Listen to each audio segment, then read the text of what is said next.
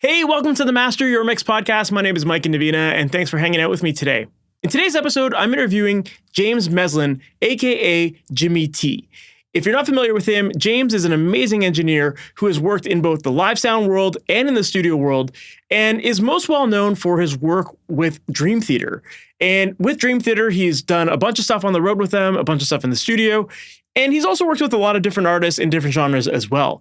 And in today's episode, we dive deep into balancing life on the road and balancing life in the studio, and what it's like to work in both areas and how they intersect, and especially working with a big band like Dream Theater. We also get into James's process for recording guitars. If you've heard any of the Dream Theater stuff, you know that the guitar tones sound amazing. And in that prog world, it's super important to make sure that you have massive guitars that also sound very polished and tight. So we get into James's process in terms of how to get great source tones, how to mic them up properly, and then also how he goes about his summing process to blend in sounds to ultimately get a sound that doesn't need to be fixed in the mix. Instead, it just sounds great right off the bat. So I thought this was a great interview. We covered a lot of great ground. And if you're someone who is interested in working on the road, you're going to enjoy his stories about being on the road. And if you're someone who wants to work in the studio, you're going to also enjoy that side of this conversation too. And even if you don't want to do either of those things, but you're just focusing on your own music and you want to know how to get great guitar tones, you're definitely going to learn how to do that in this episode as well. So with that said, let's just jump right into it. James, Jimmy T Meslin, how's it going, man? Thanks so much for being on the Master Your Mix podcast.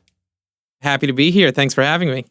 Of course. For people who might not be familiar with you and who you are, what you do, and what your background is, can you give us a little bit of that story and how you got started and what you're ultimately up to these days? Yeah, sure. I've been doing this for a long time now. Yeah, I started out as studio rat intern on Long Island, New York, in a studio called Cove City Sound Studios around 2011, 2012. And in a short period of time, I got introduced to the Dream Theater organization. I was an assistant on it alongside Rich Chicky, who was head engineer with them at the time. And they came and went. You know, it was a great project for me early on into my professional career, I'd say. You know, but prior to that, it was trying to teach myself Pro Tools, trying to record local bands and a band myself. But you know, as far as the highlight reel goes, that was a really big moment to get my name attached to a major label credit, which was a big goal of mine at the time. They went on, they did their thing. I eventually became head engineer at Cove City, and that brought me through 2016, where I would do projects that came through the door there, and my own projects that I'd either try to get the drums in like a real drum room and then go do overdubs, you know, in my bedroom studio and that whole scene, you know. Flash forward to that 2016, that's when this new career path happened for me, which was working on the road. I wasn't a big live sound engineer outside of, you know, setting up local gigs or like my own band's rehearsals, but really wasn't what I was doing this for. But it was a great opportunity that Dream Theater had offered me because I had done their 2015 record, released 2016, but they were in the studio 2015 doing The Astonishing. I filled that same role as assistant engineer. And that was a massive record done with orchestration done all around the world. David Campbell oversaw that. So that was a big to do. And I knew those sessions really well. So when they went out on the road, they knew they wanted to have that integrity of what they captured internationally. So that was the first time they went out with an official playback engineer. And that was my role. So there was a huge learning curve there. And then, you know, I've continued that lifestyle of road work, studio work since. And it's given me interesting perspective on both. You know, I think I bring kind of a studio headspace to the live crowd and vice versa. The live mentality, the practicality, the little bit more like straightforward thinking that you have to have live, and kind of has become a melting pot of the ideologies I carry to the job every day. Yeah, I love that. Well, it definitely makes sense to me to have the band bring someone who was part of the studio sessions there, because you know a lot of the creative decisions that went into getting the sounds that they ultimately chose and the like why they did stuff. So it kind of makes sense to have someone who has seen the project all the way through bring it to the live world as well, and participate in that. Yeah, absolutely. Well. There's definitely benefits to it. And there's also, there's kind of like wake up calls where live you can't really be all that concerned. Did the mic get moved an inch? Is it like in that perfect location? Like in a studio session, especially with people who share a headspace of chasing tone and it's perfect and don't even breathe on it. You can't be that on the road. You've got your focus is put on a show for all the people in the crowd who have paid to be there. You can't have a moment where things go down and you don't have a solution, even if it's ugly. Whereas in the studio, you're on your 20th vocal take because maybe you pronounced that S a little too much. It's just like there's a switch you have to turn between that live and studio aspect. But that being said, once you do introduce something like playback into a show, it does become a little more studio because now you're looking at a session and you're going, well, we did this way and I can grab this vocal effect so you don't have to worry about doing that out front every night and whatever it might be. So there are benefits. There's definitely benefits, but I think in terms of how far you could say you could be the studio guy on the road, you're going to have to adapt. You're going to have to get into that scene and start thinking differently to keep up. Absolutely. So for people who might not be familiar with the role of a playback engineer, can you just briefly describe like what that entails? Yeah, sure. I mean, playback engineer is, I'd argue in a lot of organizations is like top dog. A lot of shows rely on it heavily. Dream Theater is kind of that in between where at a time they were using it like the Astonishing because that was something they wanted to run time code, which is a protocol to basically sync multiple different playback devices, be it other audio or video or lighting cues. It's a terrible sound, and you'll hear it on reels of tape if you ever get into old multis, that loud chirping. But it's a way of locking systems together. So when you're doing something like the Astonishing show was, or a lot of the big, I don't want to just minimize it down to say pop tours, but if there is a show going out that they're utilizing playback or backing tracks, or it's less about the live band, the playback engineer is going to oversee the sequence of the show, the way the stems are spit out, MIDI cues if they're going to trigger things in the show in real time or not real time. Maybe it's it's pre-programmed and things are just going to originate from that playback system and go out to the other devices that need it.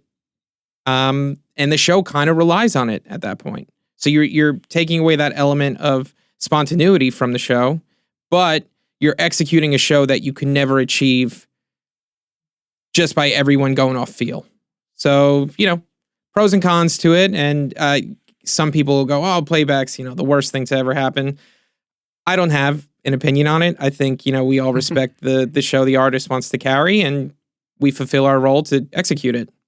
Of course, yeah. Yeah, it's interesting with like the whole backing track thing, because like I think a lot of people just don't also understand like the economics of that, like to not have backing tracks and to bring out orchestras and all that kind of stuff. It's insane. So yeah, of course, it's impossible. And it, we touched on this just before we got going here. You were saying people now have, more gadgets around their house or their home studios to kind of learn from this, where, I'm lucky I'm sitting in a studio with a ton of gear and can come up with all these different creative solutions to do things. But now someone at home can make a great sounding record with a couple plugins and, a DI and a set of headphones. And young bands and young artists trying to get out there, like they can't support, a full backline of people and crew and trucking and all this stuff to carry all this gear around. You can carry a playback rack, that has tracks and your axe effects for guitar, and like get down that footprint of what you need to do a show. And if one day you can have a big budget and you want to indulge yourself and carry 412s and that live orchestra, then have at it. But shying away from playback or the ideas around it, like the idea of technology being infused into live shows, I think is an old way of thinking. Like I don't think we should fight it. There's a way I think you could use it tastefully. But again, it's up to the artist and how they want to present themselves. Of course, yeah. I mean, if the artist was just like not playing instruments on stage and was like literally miming things, then yeah, I'd have a big problem with that for sure. But I think like whenever it's like a supplemental thing, it's totally fine. And it's not like the guys in Dream Theaters are hacks of musicians. Like they're no, yeah, and that's they're amazing musicians. Sure, that's the thing. The playback was secondary. Like if the playback went down in that time of Dream Theater, they could still carry on. You would see other things get sacrificed, like the video cues wouldn't be as locked, or the lighting cues aren't as locked, or whatever. But those guys are up there and they're playing their instruments and they're making mistakes and they're playing it a fill a little bit differently than the night before. And I guess to kind of move that forward, my career path with Dream Theater, having gone out on the road with them, and then, I was their assistant, that relationship kind of grew closer, and I started engineering their records. As of 2018, 2017, their Distance Over Time record was the first record that I had done as lead engineer, and I actually, since then, have done every record for them, and it's become a little bit of a pattern that we don't use an assistant engineer. It's just like a different flow. It's fine, I'm somehow keeping my head above water with that stuff, but You've it's been a great your old job. yeah. Well, not eliminated. I just do both. Absorbed it. Yeah. yeah. But it's great. It's great. I mean, I just got off the tails of working on their new record, the first record back with Mike Portnoy, where I'm sitting in the studio that Dream Theater owns. I actually built this alongside a good buddy, Petrucci's guitar tech, Maddie. We kind of have turned this place into a real studio. It's awesome, man. It blows my mind every time I come here that we put together this room. It's like an 800 square foot live room. I'm sitting in the control room. It's been a great trajectory with them from where it started to where it is now, and we're really comfortable with each other. Like I always feel like I use Pro Tools at this point as an extension of my writing or creative process. So as they're writing the record in real time, I'm in the control room, but I'm also, laying the land of how I think things will be tracked, and getting automation going like in real time. Like, throwing out little tidbits of ideas like that'd be great if that was a filtered guitar or whatever. And it might spark an idea and it might not, but it's been a really great time I've had with them. The relationship we have is really comfortable, and I think we're making great records together. Those guys are legends and have been around for 40 years. They're doing their 40th anniversary tour soon. So it's an interesting perspective for me to come from a different generation of upbringing. By the time I was doing this professionally, I didn't need to record to tape, but when they cut their first records, that was the only option. And alongside that, my scope of who I work with isn't just Dream Theater. I work with Dream Theater a lot, but I'm also doing a lot of things outside of the realm of prog and metal and things like that. So it's also cool to then collaborate on a new record and come at it with some different perspectives or what other people are doing right now, and talking to guys who remember how they did it in 1990. Yeah, that's really interesting. Yeah, I think you're in this really unique situation where you are active as both the live guy and a studio guy, and you work on big bands and small bands and different genres and all that. So it seems like there would be a lot of stuff that you could take from all of those different areas that you work in and kind of infuse them together. So I'm curious to know, like, how do you feel like for example, like, how do you feel like your work on the road impacts the work that you do in the studio and vice versa? I would say, like, practices I've gotten from live work that I've carried into the studio is practicality. Like I used to, when I was trying to teach myself how to mix a record, or how to make something sound good. And I'm comparing it to, these amazing sounding records. And I'm in my home studio and working on the first speakers I could afford, KRK Rocket 5s on an M box, I think I was convincing myself at that time that there was one right setting, and whether it be preset shopping or trying to like memorize presets to then put that on a real desk when I started interning at a large format studio, and then thinking things were so precise. And then you go out on the road and that's not the case at all. The snare mic might move. The overheads aren't going to be in the same spot every day. The vocalist isn't still, and you're getting different sorts of ambience throughout the whole show, and things might break in real time, and you kind of just have to have quick thinking and solutions. Like I said before, sometimes they're not pretty, but you kind of peel everything out from what's perfect to you and to your ears. And, I'm here doing sound, so that's my main focus. And you peel those things away and you go, no, I just have to get this going so that the show can carry on. So bringing that into a studio and into a session, sometimes part of being an engineer is, yes, the tech side of, making sure the rig's working, and yes, dialing in sounds and session maintenance and organization and the whole deal. But it's also reading the vibe and knowing how to move the day. A lot of times I think that's subliminal, like planting seeds of going, seeing that maybe the artist is getting a little fatigue and knowing how to communicate that by not saying, oh, you're sounding tired, let's take a break. But how about in 15 minutes we do, like, I got to hit the bathroom and maybe you grab a tea. Just like there's that psyche to it. So with the road mentality of going, okay, what's actually the problem here and how do we solve it quickly? Carrying that into the studio, you just have to, I've learned that you can't be so like controlling about the micro.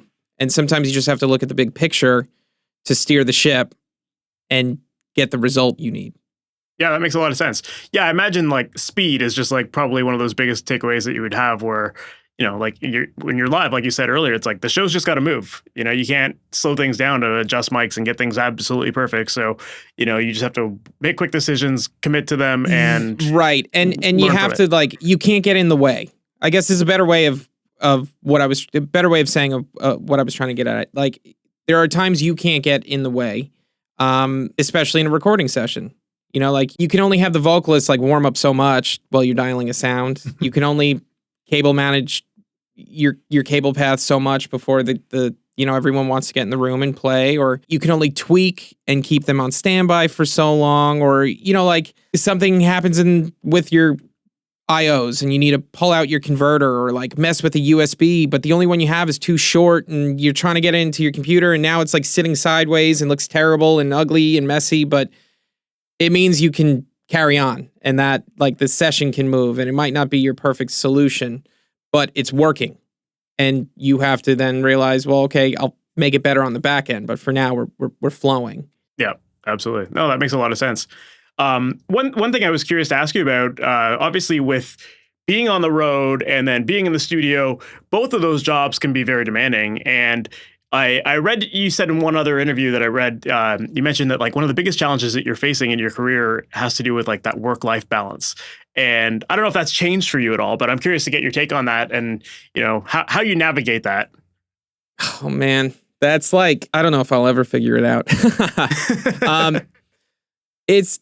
I still find it really hard to like leave work at work. I take it like it's, even if I'm not physically taking home a laptop and hard drives and whatever, home with me to go tweak a mix at home, I'm like living with it. I think we all are. I think that's part of the struggle of doing this is you take it kind of personal, like you at least I do. I take my mixes personal. Like, why isn't it as great as I want it to be? Like that classic, like you're sitting up all night thinking if the snare drum needs a little bit more 10K and like to be a dB back, or, what if I put the high pass filter at 45 hertz instead of 43, whatever it is, that sense of it, I always take work home with me. But the work-life balance, it's like, this is what I've always done, is like, I like ever since I was a teenager in bands and like became the default, I'm going to try and record you and make demos, and then, saved up to get my first Pro Tools rig. And then I had done a 9-month program with a school, SAE, at a time, around 2011-ish. 2011. Doing audio and being close to music has always been just what I do. So then it becomes a real job. And a lot of people go to work, and that's work, and then they go home, and whatever happened at work is at work, or their emails are on their work laptop. But it's kind of who I am as a person, and you, or the other people we collaborate with, because music is so passion driven. So the work-life balance has only gotten harder, I'd say.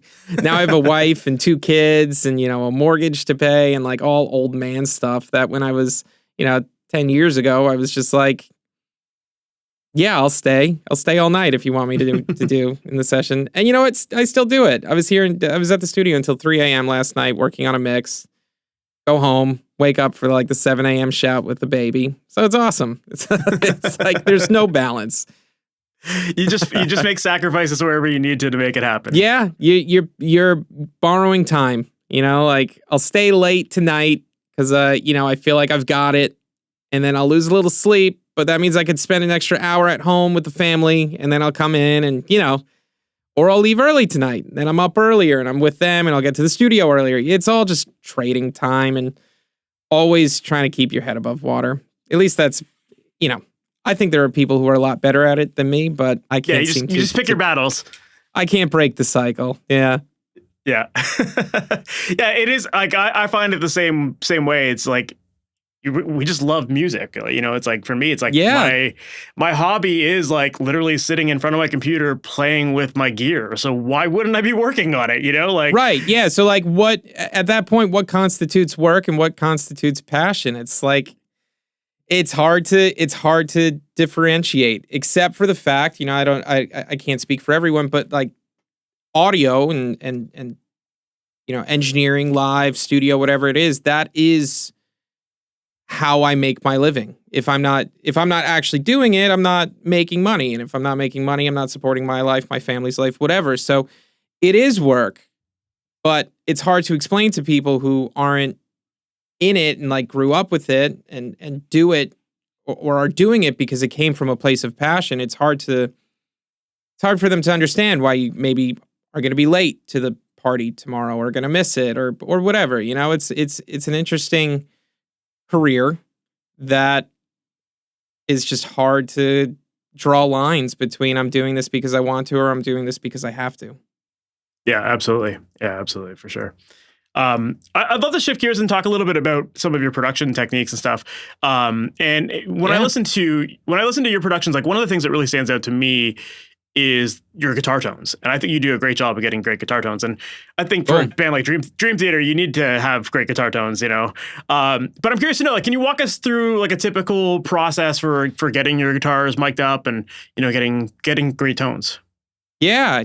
I mean, I guess part of that is a loaded question because, who is the guitar player and like what are we recording? What are they playing? But if I'm going to go off of what is more or less what I do most or what I think I've kind of really got a good handle on that's unique to me is, the big heavy tones, larger than life guitars, multi-tracked, full guitar production. Like if you're going to record a Chax guitar player, a 57 on a, Fender Tweed or, Vox, anything barky with a little bit of compression is going to be great. And you don't have to overdo it. Some things are simple because they sound best simple. But when you get into these like complex tones of heavy gain and you want it to be thick, but you don't want it to mud out and you want it to have bite, but you don't want it to be shrill.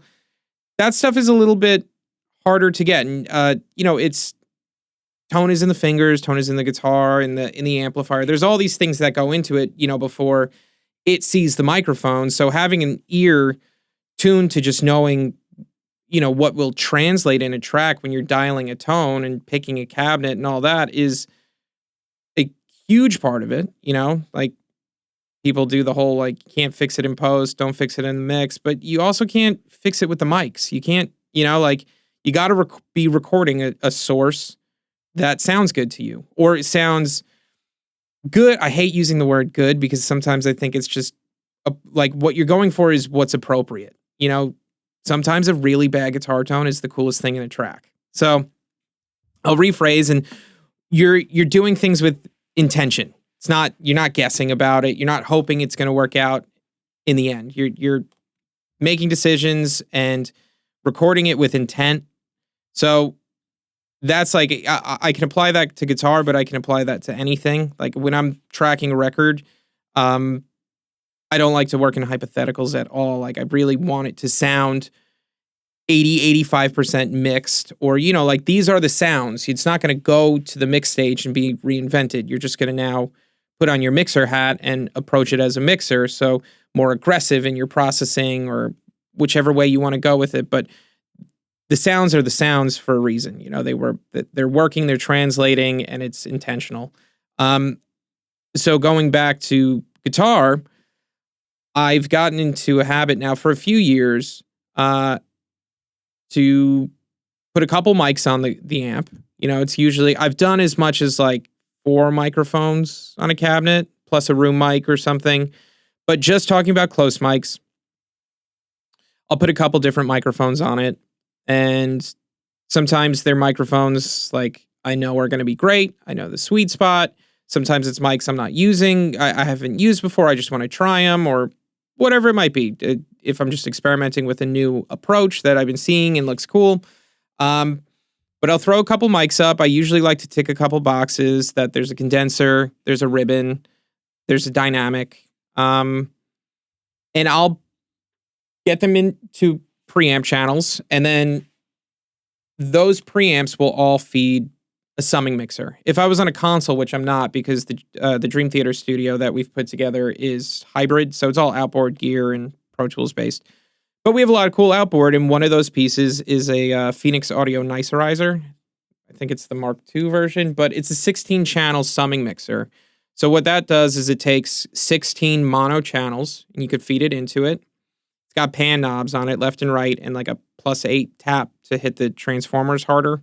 But sans all those details, it's 16 mono channels that feed into a stereo bus. So you can use it as like a 16-channel console return in a mix stage where you could send out your drum bus, your bass bus, your guitar bus, your vocals, whatever. And now it feels more like, you're summing analog, so you're chasing the console sound. I use it here in tracking more than I use it in mixing, to be totally honest. The big part of that is guitar tracking, where I'll feed all those microphones, the close mics that I put on the guitar cabinet, into their designated preamp, and then I'll feed them into the summing bus. And then I'll pan everything hard right, because on this, there's no like level control outside of the tap. It's just pan. So I'll pan everything hard right, and then I'll take the left output of the unit and feed that into the rig to monitor. And then what I'll start to do is I'll pan things to the left to monitor each microphone. Gotcha. Get a feel of what's going on there. And then, sans all the minutia of going, that should be a little bit to the left or further from the cone, or swap this mic, or we don't need this. The point of what I'm doing is I'm creating a blend. So I'll monitor each, get a vibe for each, do a little tweaking if it's into a channel strip that's got some EQ or something, or high pass filter it, and create a blend from that. So, 50% condenser and then like 20% in with the ribbon. And I love it, and it's great. And then it's got a master volume control. So that way I can then trim or boost my output signal to feed into the rig at an optimal level. Usually at that point, though, it doesn't, I'll pull it from the rig and I'll go into some extra piece of outboard gear, like an EQ, to kind of do what I refer to as a polishing EQ, because as things then kind of, as things stack, you might get more low mid buildup than you wanted or whatever it might be. So I'll just shape it a little bit more, and then that'll go into the rig. That's very cool. Yeah. And then I like to, I've gotten into the habit of sticking a room mic out. I don't use it a lot on heavy stuff, but it's there. One, if it does find a place in a mix, you've got it. But also, it's fun for effects. Like maybe at some point the close mic's cut out and you go to that. I love room mics on lead guitar. I take the same approach with the lead sounds. The high gain lead sounds are the exact same process, just with maybe on this past Dream Theater record, I did it with just a totally different set of mics and a different summing mixer and the whole deal. But in the past, if it's the same set of mics with the same blend, I don't want to change. Before it goes to the EQ post summing mixer, the summing mixer will go to a mult, and a mult is basically you feed one channel in and then you get 3 copies out. So then if I feed it in with that blend and then I can pull 3 copies of it out, I'll take one as a rhythm and one as a lead and go to 2 different EQs and maybe shape it a little different, where the leads push a little bit more of like the 800 to 1K honkiness for the vocal thing, whereas the rhythms have a little bit more of the 3-4K boost for the gank, things like that. But I love room mics on leads. I think they really open it up, really make it resonate. Same way I feel about drums. Like I'd be hard pressed to mix drums without room mics. Of course. Yeah, but that's the basic flow. Things always change, like what preamps you're using, or I try not to handcuff myself to going, I have to use all the mics. You got to just be honest with your ears and go off intuition. And I mean, I'm still learning this. I often find like your first initial reaction, your first impression is the right one. You listen to something long enough, you could either convince yourself it sounds worse than it does, or it sounds better, depending on the conversation. Yeah, of course. And the last little tidbit for guitar, I will say, is before the guitar even hits the amp, I highly recommend this. I always record clean DI. So guitar goes into a DI like a J48 or something, which I prefer active DIs for guitar. I don't really want the sag that you would maybe want on like a bass, because that tonally you're going to use that bass DI. I just want something that's really clean and has really fast attack, so that one, you're recording that in tandem with everything. So it's a really great way to actually see transients for editing, because a heavily distorted guitar is just going to come in as a blob. You have no idea what's happening, what's, finger noise, what's actually the chord. So it's great for editing, and it's great for reamping. Which, do you reamp a lot? Do your listeners know about reamping? Is that something you want to touch on? Yeah, we've definitely talked about reamping on a couple episodes, and, cool. and it's something that I think a lot of people listening to this, working at home, like they don't always get the best tones right off the bat. So reamping is sometimes a really handy way of revamping those sounds after the fact and dialing it in a little bit better. Yeah, and I mean, like the modern headspace, the young guitar player, young producer or engineer rely heavily on plugins and amp sims, which are amazing. You hear these amp sims and you're like, oh my God, that's like, why am I going to mic up a guitar? Why am I going to do all this work when it's in the amp sim? I have done some work with Neural DSP, who I think are some of the greatest at doing that. I worked with them on the Petrucci Archetype, which is John Petrucci's signature amp sim plugin. So I did the IRs there and was a part of conversations of like how it would operate and beta tested it. So that was a really fun process. But point of that is when you're in that situation, I'm inserting a DI into the flow of like plugging into your amp and recording a real rig. And I'm going, yeah, we should get a DI in case we want to reamp or edit. But when you're just doing the plugin scene, like that is what you're recording. You're always, that's your means of recording guitar. It's DI into your interface or however you're getting into your DAW and slapping an amp sim on it. So you always, like to some people, Like at younger people, it's like, how else would you do it? How else would you It's true. look at your guitar and edit it? You know, it's almost an old way of thinking. But it's hands down one of the most valuable things to do during guitar tracking is to have that clean DI. However you are producing or recording your guitars, have it on hand.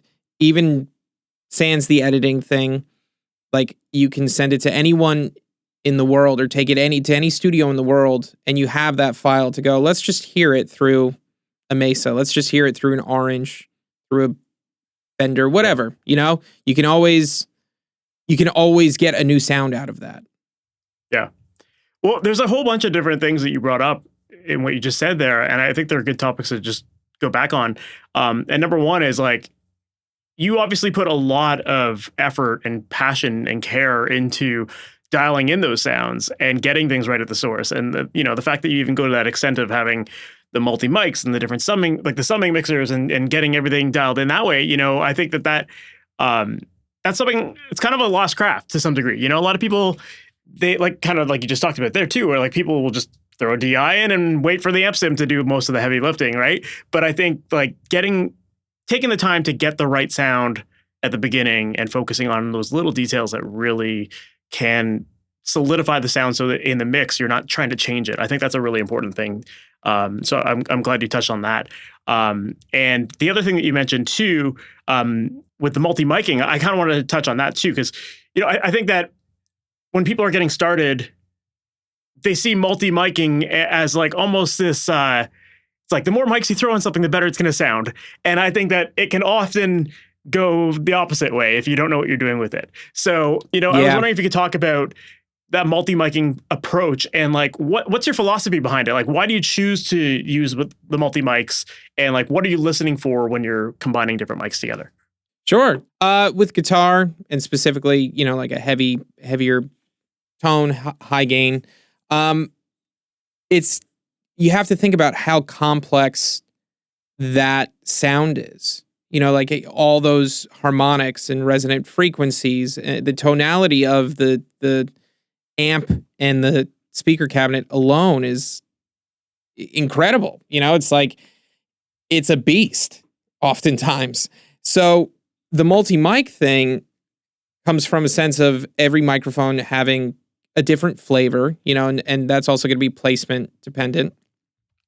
But instead of reaching for an EQ and trying to like suck out a bunch from this mic and, boost it and whatever, and all of a sudden it's kind of this whole manipulated version of what that microphone was doing, I like to put out different palettes of microphones that have very different characteristics to do that. It's kind of a way of EQing without actually having this heavy-handed Pro Q3 approach to over EQing something with a million bands. And, I find that a lot of times it's never right. It's always like, well, it needed a little more low end. So I boosted around whatever, 150, or I boosted low around 60 hertz to kind of get more thump and this and that. And if it's not, if you're doing that after the fact and you're kind of doing like, just like that polish EQ approach, yes, 1000%.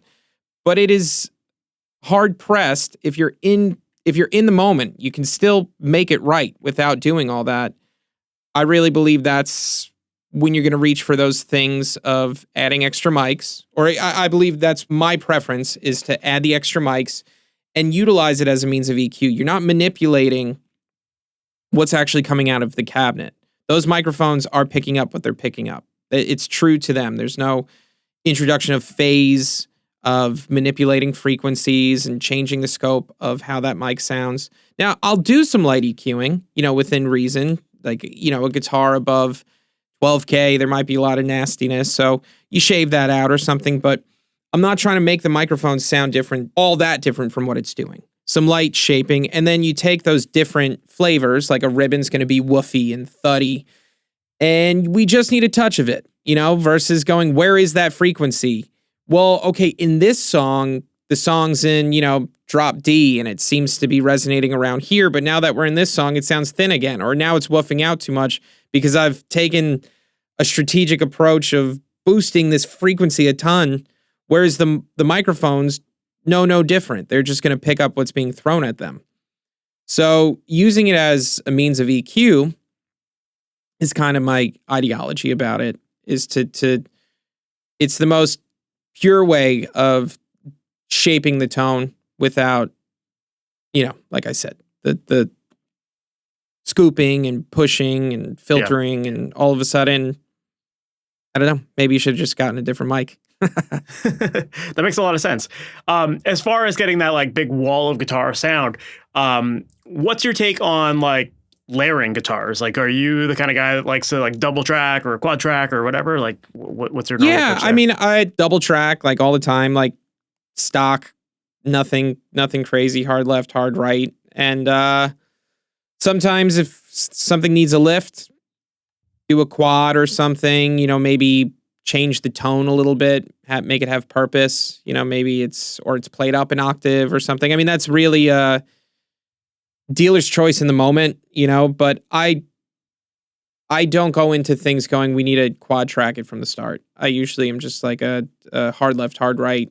We'll do the ticket. And if something needs a lift at some point, that's just something you're coming up with in real time, a clean makes sense. Extra set of doubles, or like I said, you change it tonally or you change your part, whatever it might be. And then at that, I love a single guitar, and that's not too in the scope of like tracking a Dream Theater record, but get out of the headspace of just like everything's double tracked, and we go back to that, like the Chax guy.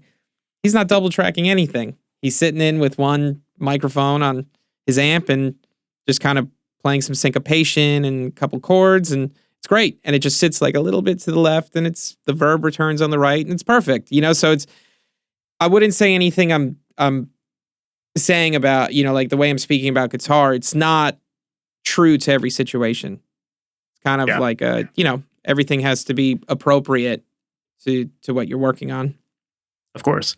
Yeah, one question I should have asked when we were talking about multi-miking is, how do you go about factoring in phase, especially when you've got, you said sometimes you have 4 microphones on a cabinet. So what's your approach there? Well, for starters, I keep a pretty tight eye on the distance that I'm placing it, full on measuring tape, grill to capsule, not to grill of the cabinet, not the grill of the microphone, but the grill of the cabinet, to the best judgment I can make about where the capsule of the mic is actually sitting. Because it doesn't matter if you're using, an 87 and you go speaker grill to the 87 grill, the capsule's actually, another quarter of an inch back. So I try and, within reason, not driving myself crazy, but I try and align all of them to be equidistant off the cabinet to have similar or near perfect response time. And then flip the phase on everything. Pick your constant, microphone number 1, and then bring in the next against it, flip the phase. Is it constructive or deconstructive when you flip it? The obvious telltale, especially with guitar, it'll just lose all body and get all nasally and be terrible. So I'll just go with whatever version is constructive towards the sound. Yeah, that makes sense. The other thing you mentioned too, when you were talking about your tracking approach, is that you said you always record DI because it's very helpful in the editing process. And so I'd love to talk about that too. Like, obviously, when you're working in something like prog music, detail is so important, and making sure that everything is super tight. The guitar is locking with the drums, locked in with the bass, and everything's super, super tight and gridded, it sounds like. So I'm curious to know, like, how integral is the editing process for you, especially working in a genre like that? So I want to approach that question delicately, because I have a very heavy hand during tracking with anybody, but that doesn't constitute like gridding and taking the human element away from it. And I think, I'd like to say I'm good at it. It's practice of knowing how to, chop things up and scooch things around, and not losing the real performance, not taking the human element out of it, but knowing in the long run that, that this is the chorus, this is the downbeat of the chorus. Like, that one's just got to be everyone firing on one, so like, take that kick and scoot it in, because when we go to do bass, if something sounds out, I want to know whatever I'm working on. If something sounds out, it's that, so I kind of it's a whole ground up mentality of like, starting with the drums, starting with your foundation. You got to get them right from the start and right is to everyone's discretion, but it's got to translate and be performed and edited or cleaned the way you want it to exist. I don't like being caught in loops of going, why isn't this working now? Why doesn't this sound good? And you're going, well, is it the drums? Is it this? Like, as you're going through your checklist of, drums, bass, guitar, whatever, it's a whole ground up thing. You have to have a good foundation to then stack the first floor, the second floor, the roof. So in that, Dream Theater is super complex. Like, meters of all different colors and sizes. It's just it can get really, really hectic in a lot of ways. So I've been fortunate that a lot of my career, I mean, it's actually kind of odd, and maybe it's why we got along so well from the start, and our working relationship has grown to what it is. But I was in, kind of prog-ish bands, that's what I was into growing up when I was doing the band scene. Kind of, like circa 20. I mean, I've always been in bands, but I was in like my most serious band was this band called Time King, and we did like Mars Volta meets Foo Fighters kind of energy.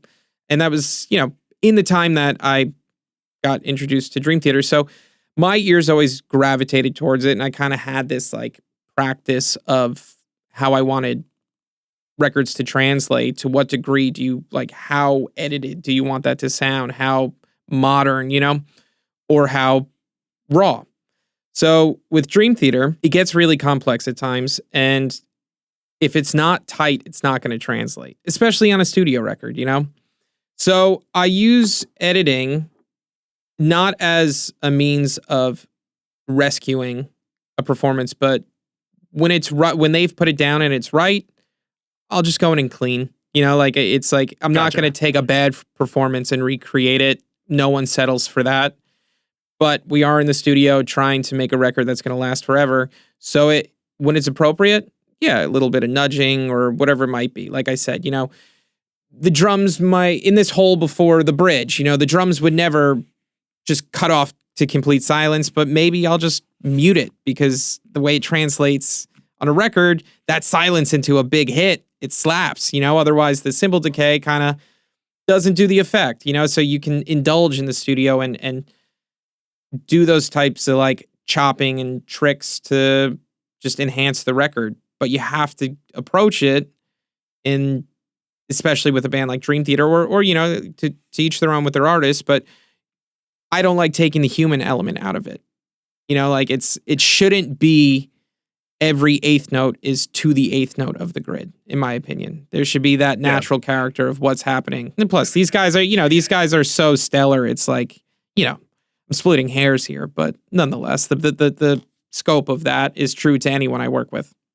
Totally. So it sounds like you're putting a lot more effort in the tracking stage to just make sure that you're starting with great performances that are already pretty tight, and then if they need that additional nudging, then sure, you'll fix it up. But it's not like you're using elastic audio and cutting up every single note and snapping to grid or anything like that. No, and I mean, you know what? I mean, am I using elastic audio? Yeah, sometimes. Like piano is a little ahead of the downbeat. Like I need to scooch it back, because the chord before is ringing too long. Like I'll try and cut it and move it and do a big crossfade, but I hear the phasing there, so elastic audio or whatever, like I have no, I'll make it right. I guess like the point is like when things are in that like 85%, like that's a perfect performance, I'll make it right from there.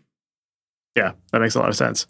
Yeah, I think that what you've talked a lot about here, I think is just really important where, people need to just focus on getting that delivery, getting that performance right at the source, taking the time to get the right sounds. And when you do that, it does make the rest of the process so much easier. And you're not trying to fix it in the mix, which I think is a problem that a lot of people, especially in the home studio world, fall into. It's like, they know that these tools can manipulate the sound. So because of that, they rely on it too much to fix things when really it's like, take that time. Yeah, and a lot of it, it's the truth is it is performance. And like it is, I see tracking as one of the most vital parts of production.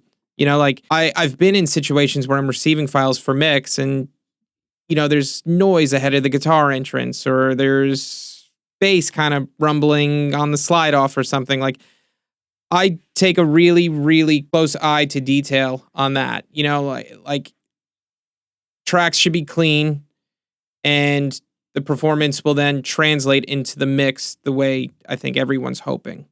So yeah, I would say tracking and editing or cleaning files is like what I would say it's basically the first part of mixing, I think is what I'm getting at. It's like the first step to mixing. You can't, your mix is only going to be as good as your song, as good as the way it was delivered, you know? So I try and make sure that stuff is really locked. So when you do get to mix, you could just be creative. You know, you don't want to be thinking about things aren't tight or there's, you know, what am I doing with this random set of guitars? You know, like that's another thing is don't just be precise in the way you're kind of organizing your puzzle piece. You know, like if chorus 2 and chorus 3 are supposed to hit the same, track them the same. Don't do one less guitar over here, have a rogue, just right guitar and random stereo. You know, like I see files, I've received files where it just doesn't seem like there was a clear path they were trying to take. Like everything was an experiment. And at some point I believe you need to make decisions and not rely on the mix stage to make it sound the way you want. You know, make it sound the way you want in real time, and then the mix will only just enhance it. Absolutely. Well, it goes back to what you said at the beginning. It's everything you just said there with intentionality. Yeah, absolutely. But anyway, I think that's probably a good spot to wrap up. If people want to learn more about you, follow your work, maybe even work with you, like what's the best way for them to do that? Just Instagram. I'm not a big website guy. I should be. I should do better at like promoting myself and my work. But Instagram, I think it's just at Jimmy T Meslin. I'll post work every once in a while. I'll post some barbecue food that I've made, but it's mostly just work, a little bit of family. But that's kind of where I do most of my, here I've recently done this, or I'm always, you know, available to chat with someone about potentially working on a project, or if they just want to talk shop. Right on, dude. Well, thank you again, man. I really appreciate it. So that was my interview with James Meslin, and I really enjoyed that conversation. I loved learning about his process for guitars and how he really focuses on getting the right source tones and dialing in everything right from the beginning so that the entire process moving forward becomes easier. You know, by taking the time to get great guitar tones and focus on great performances, that makes his editing stage easier. And by getting great mic positioning and by using his summing box, it also makes it so that when he gets to the mixing stage, he's not trying to reinvent a guitar tone or reimagine it. Instead, you know, it's just focusing on getting everything right at the beginning so that everything else becomes easier. And I really love that approach. And I love what he shared about how he uses multiple mics almost as EQ rather than relying heavily on post-processing. So it's just another really cool trick that I think is definitely worth exploring. And you definitely have to be careful when it comes to multi-miking that you do factor in phase and making sure that your mics are all properly aligned. But if you follow what he said in this interview here, you should have no problems with that at all. But it's definitely worth experimenting with multi-miking because if you have the tools available to you, why not give it a shot? Maybe it will help you get closer to your end result rather than having to rely so heavily on additional processing like EQ and compression and all that kind of stuff. So yeah, I love what he shared here in this episode. And I also thought it was really interesting to hear all about working with a massive band like Dream Theater and what goes into creating their productions. So I hope that you found that episode helpful and that you learned a lot of new things and that you can take a lot of the information here and implement it into your own processes. Now, if you're struggling to get your tones to sound good, if you're not sure what steps you need to be taking to get good source tones or to properly mic up your equipment or to properly edit or mix it, that is exactly what I would love to help you out with inside of my coaching program, Amplitude. Inside that program, I work one-on-one with my students to help make sure that you're getting the sound that you hear in your head to come out of your speakers. And we walk you through a step-by-step process from beginning to end so you can make sure that you're taking the right steps needed to get pro results. And as you implement all of that along the way, I'm here to bounce your ideas off of. I'm here to give you feedback on your tracks. We're going to be opening up your mixes, opening up your editing sessions, making sure that everything is going well and that you're getting pro results. And if you have any questions, if you're feeling stuck at all, you're going to get the guidance needed to help push you to that next step and to ultimately end up with a song that sounds pro, that can compete against your favorite records as well. So if you're interested in learning more about how to get one-on-one help with your productions, make sure to visit MasterYourMix.com/amplitude, and you can find all the details on that page there. Then on that page, there's a link where you can sign up for a call, and I'd love to hop on a call with you to learn more about your processes, your goals, and to learn more about what's working and not working for you as well. That way, we can make sure that we're focusing only on what's relevant to you and your current needs. I don't want to just give you a blanket program that covers a whole bunch of stuff that is irrelevant to you. Instead, we're going to make sure that it's super focused on helping you achieve your goals and getting you the results that you need.